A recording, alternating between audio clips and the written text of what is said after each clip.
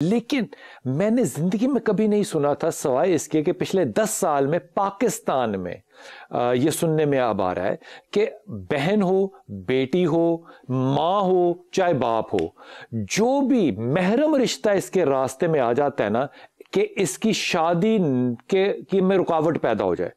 बहन अगर भाई आ गया रिश्ते में, भाई मार गया, बहन रिश्ते में आ गई, बहन मार दी, माँ रिश्ते में आ गई, माँ मार दी, बाप रिश्ते में आ गया, बाप मार दिया, बाप के रास्ते में कोई बेटा आ गया, उसने बेटे को मार दिया। मेरी समझ से बाहर है कि एक ऐसा मुल्क जो रियासत इस्लामी है, मैं रियासत मदीना कहते हुए ना अब मेरा थोड़ा सा ना मुझे गिल्ट होने लग जाता है कि मैं शायद ये ज़्यादा बात कह जाता हूँ। एक इस्लामी रियासत के अंदर जिबिल्लत इतनी हावी है, या दूसरी सूरत ये हो सकती है कि हमारे यहाँ नका इतना मुश्किल हमारे इल्मी तबके ने, मैं उलमा की बात नहीं कर रहा, इल्मी तबके ने कर दिया कि अब लोगों को कत्ल करना पड़ता है अपनी शादी कराने के लिए। बहन भाई को कत्ल कर सकती है सिर्फ इसलिए कि वो शादी के अगेंस्ट है। भाई भाई को जहर दे सकता है कि ये बहन की शादी नहीं होने दे सकता। या तो कोई खूनी रिश्ते में खराबी है, मैं नहीं समझ सकता, लेकिन मैं इस बात पे यकीन रखता हूं कि हमारे रिस्क में अगर हलाल शामिल होता तो शायद इतना जवाल ना आता। आज हमारे साथ इंतहाई मोहतरम सीपीओ साहब गुजरांवाला के होंगे, उमर सलामत साहब, उनसे भी बात करेंगे। अलामा सैदुर रहमान साहब, अस्सलाम वालेकुम।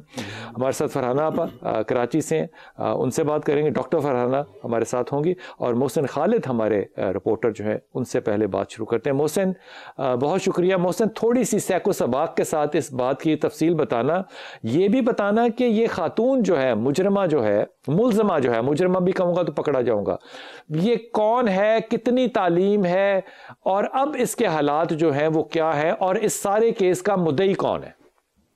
जी बिल्कुल बिलाल साहब, ये बहुत ही दर्दनाक वाकया है जो ड्रामाई अंदाज में जो है एक नौजवान को कत्ल किया गया है। एक लड़की है आसमा, तकरीबन इसकी उम्र है 22 से 23 साल। अच्छा। और वो इकराम नामी उसका एक दोस्त है जिससे वो शादी करना चाहती थी, और जो लेकिन इसका भाई है जिसको कत्ल किया गया है बशारत, वो इस शादी से जो है वो राजी नहीं था, जिसकी वजह से सारा इन्होंने ये ड्रामा किया उसको कत्ल करने का। और ये कोई ऐसा वाकया नहीं है जिसे कहा जाए कि भाई बहुत जल्दबाजी में जज्बाती फैसला कर लिया और फिर बाद में बंदा पछताए। ये 3 अटेम्प्ट्स हुई हैं जिसमें उसको कत्ल किया गया है। पहले वाकया जो है 2 अक्टूबर को हुआ। ये आसमा और इकराम ने एक शूटर को हायर किया, तनवीर नामी शूटर को, जिससे इस पे फायरिंग करवाई गई। तहम वो खुद जो है बशारत उसमें महफूज रहा और खुशकिस्मती से उसको कोई गोली ना लगी। जबकि इन्होंने दोबारा से प्लान किया कि एक दफा अगर ये इसका भाई बच गया है तो दोबारा इसको जो है वो मरवाया जाए। तो 15 अक्टूबर को दोबारा इस पे हमला करवाया गया बशारत पे, और फायरिंग के नतीजे में इसको 2 फायर लगे। तहम वो जिंदगी तो उसकी बच गई, तो उसे वहां पे सिविल अस्पताल गुजरांवाला मुंतकिल किया गया, उसका इलाज मुआवजा जारी था। जब इनको ये पता चला दोनों को, आसमा और इकराम को, कि अब ये तो हॉस्पिटल से डिस्चार्ज हो जाएगा, ठीक हो जाएगा, क्योंकि डॉक्टर्स बता रहे हैं कि 2 से 3 दिन में अब ये सेहतयाब होकर घर आ जाएगा। तो इन्होंने एक नया प्लान किया, और नया प्लान ये था, इकराम क्योंकि एक स्टील के कारखाने में काम करता था, वहां पे उसको नीला थोथा जो है वो दस्तयाब था। तो उन्होंने प्लान किया क्यों ना इसके रात को हॉस्पिटल के अंदर ही इसको जहर दे के, इसको इंजेक्शन दे के जो है मार दिया जाए। लेकिन ना आसमा को इंजेक्शन लगाना आता था ना इकराम को। तो आसमा ने जो उसका छोटा भाई है मुदस्सर, उसको अपने साथ मिलाया और उसको साथ अपने मिला के उसको इस चीज पे जो है राजी किया कि वो इसके हिस्से की जायदाद भी मुदस्सर को ही दिलवाएगी, लिहाजा हम सब मिलके इस बिशारत को जो है सोते में ही मार देते हैं इंजेक्शन लगा के। तो उसके बाद इन्होंने इंजेक्शन का अरेंज किया। ये रात को अयादत के लिए बिशारत की वहां पे बहन भाई मौजूद थे। इस दौरान जब बिशारत सो गया और जो वहां पे वार्ड का अमला था रात के 2-3 बजे, वो भी जो है थोड़ा सा वहां से हटा, तो इन्होंने उसकी ड्रिप में उस इंजेक्शन को जो है वो लगा दिया, जिसके नतीजे में उसकी डेथ हो गई। सुबह डॉक्टर्स आए, डॉक्टर परेशान हो गए कि ये बंदा बिल्कुल ठीक था, इसकी मौत कैसे हो गई। तो उसके बाद जो है वो पुलिस को भी इस मामले में बड़ी तशवीर जो है वो उनको अंदाजा हुआ कि कुछ ना कुछ दाल में जो है वो काला जरूर है। तो उसके बाद इस बशारत को जो है घर मुंतकिल किया गया, इसकी जो है तदफीन का सिलसिला शुरू किया गया। तो अचानक से जो आसमा थी उसने ये कहना शुरू कर दिया, जो मुल्ज़मा थी, जो मास्टर माइंड भी है, कि हम किसी किस्म की कार्रवाई नहीं करना चाहते। जिस पर पुलिस को फिर शक हुआ तो पुलिस ने इनको इंटेरोगेट किया, और जब इंटेरोगेट किया तो एक एक करके सब मुल्ज़मान जो है उन्होंने इतराफ़े जुर्म कर दिया। और इस वक्त जो है आसमा, इकराम, उसका छोटा भाई मुदस्सर और शूटर तनवीर। ये बताइए कि आसमा के वालिदैन हयात हैं? जी बिल्कुल, उसके वालिदैन उनके हयात हैं और वाकया का मुकदमा जो है वो अहले हाना की मुद्दत में किया गया था। नामालूम अफराद के खिलाफ जो है वो दर्ज किया गया था पहले, लेकिन अब चूंकि एक नया मोड़ आ गया कहानी में, तो अब दोबारा से इन लोगों को नामजद जो है वो कर दिया गया है और पुलिस की कार्रवाई जो है वो भी जारी है। दूसरा आपने सवाल बिलाल साहब किया था, आसमा जो है वो मैट्रिक पास एक लड़की है और वो इकराम से शादी करना चाहती थी। तकरीबन 2 से 3 साल से इनके आपस में रिलेशंस थे, ये दोनों एक दूसरे से मिलते थे। इस मामले में जो हमें पता चला है इनके जो है इलाका से, तो वो ये था कि भरत ने 1-2 दफा आसमा को डांटा। उसे जब पता चला कि इसके इस तरह से रिलेशंस हैं, वो इनके घर आता है इकराम, तो वहां इनकी 2 से 3 दफा लड़ाई भी जो है हुई थी, जिसके बाद ये सारा सिलसिला शुरू हुआ। आसमा ने अपने बाकी घर वालों को तो शादी के लिए मना लिया था, लेकिन जो मकतूल था बिशारत, वो वजिद था, वो इस शादी के लिए राजी नहीं था, जिसकी वजह से सारा इन्होंने प्लान किया और बहुत ही दर्दनाक तरीके से 3 अटेम्प्ट करके जो है इस बिशारत को। आसमा ने मैट्रिक कर लिया या नहीं अभी? मोहसिन, मैट्रिक पास है आसमा, 22 साल की है। जी जी जी बिल्कुल जी, इसकी तालीम जो है वो मैट्रिक है और अब वो अभी जो आजकल वो अपने घर में ही होती है और वो इसका बस यही था कि इस भाई के साथ उसका सिर्फ यही प्रॉब्लम था। ये बताइए कि अब ये मुकदमा जो है ये कहाँ, ये अदालत के अंदर तो पता नहीं है कि नहीं है, लेकिन क्या ये लड़की थाने में है या जेल हो चुकी है इसको?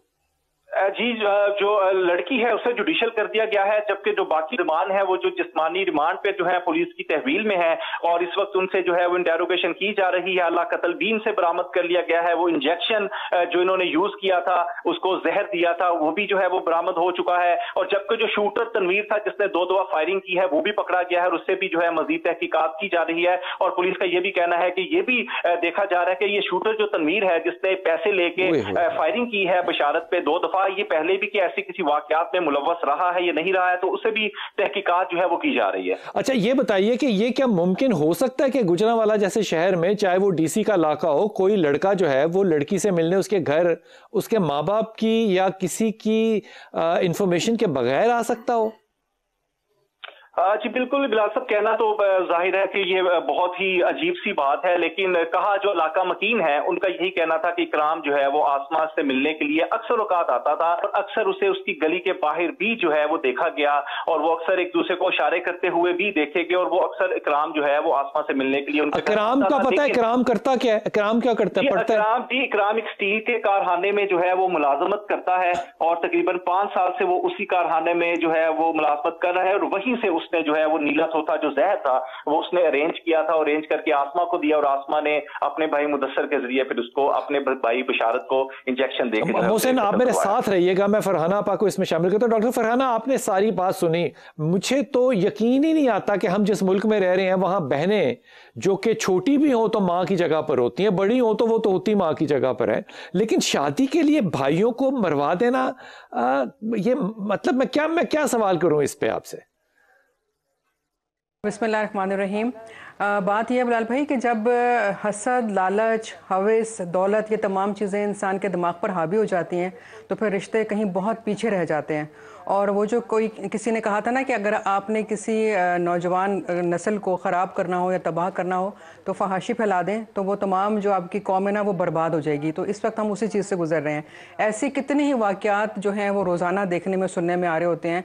रोज़ाना कोई 10 से 11 रेप के केसेस हो रहे होते हैं, लेकिन ये एक मुसलसल अमर है जो हुए चला जा रहा है। कवानीन भी बन गए हैं, इम्प्लीमेंटेशन भी किसी हद तक हो रही है, किसी हद तक नहीं हो रही है। लेकिन जब इस तरह की एक सिचुएशन बन जाए, जब एक इमरजेंसी की सूरत हाल हो रही हो और एक केस के बाद दूसरा केस और तीसरा केस रोज़ाना की बुनियादों पर आ रहा हो, तो कवानीन में थोड़ी सी तब्दीली करने की ज़रूरत होती है।